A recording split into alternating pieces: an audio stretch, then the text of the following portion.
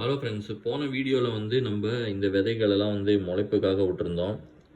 இன்றைக்கி பாருங்கள், இதில் எல்லாமே வந்து அழகாக முளைப்பு வந்துடுச்சு. போன வீடியோவில் வந்து இது என்ன விதைகள் அப்படின்னு நான் வந்து சொல்ல மறந்துட்டேன். இது பார்த்திங்கன்னா நம்மளோட இந்த மலபார் குக்கும்பர் ஆர் இந்த சாம்பார் குக்கும்பர் விதை தான். இப்போ வாங்க இதை எப்படி நடலாம் அப்படின்னு பார்க்கலாம். நம்மளுக்கு வந்து ஒரு சால்ட்ரிங் அயன் தேவை.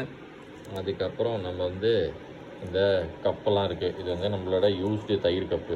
இதில் கீழே வந்து இந்த சால்ட்ரிங் அயனை ஹீட் பண்ணி ஹோல்ஸ் போட்டு இதில் தான் வந்து நம்ம செடி நடப்போம். நம்ம சால்ட்ரிங் அயனை யூஸ் பண்ணி இந்த இதில் வந்து ஹீட் பண்ணி ஹோல்ஸ் போட்டாச்சு இந்த கப்புலலாம்.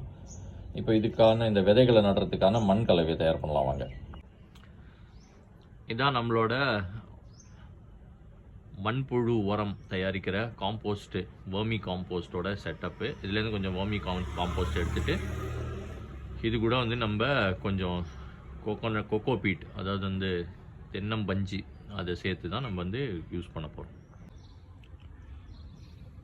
நம்மளோட கப்பில் எல்லாம் பார்த்திங்கன்னா நம்ம வந்து இந்த சாயில் மிக்சர், அதாவது வந்து வர்மி காம்போஸ்ட் ப்ளஸ் நம்மளோட கொக்கோ பீட், தென்னம்பஞ்சு, அதை வந்து மிக்ஸ் பண்ணிட்டோம். இப்போ இதில் விதைகளை நம்ம முளைப்பு வந்து நம்ம வச்சுருக்கிற விதைகளை இதில் நட வேண்டியது. நம்மளோட விதைகள் எல்லாம் வந்து இதில் நட்டுட்டோம். இனிமேல் இது செடியாக முளைக்கிறதுக்கு நம்ம வெயிட் பண்ணுவோம். தேங்க்ஸ் அலாட் ஃபார் வாட்சிங். நம்ம சேனலை சப்ஸ்கிரைப் பண்ணுங்கள், நம்ம பேஜையும் ஃபாலோ பண்ணுங்கள். அடுத்தடுத்த வீடியோஸ் வந்து இதை பற்றி வந்துக்கிட்டே இருக்குது. தேங்க்யூ.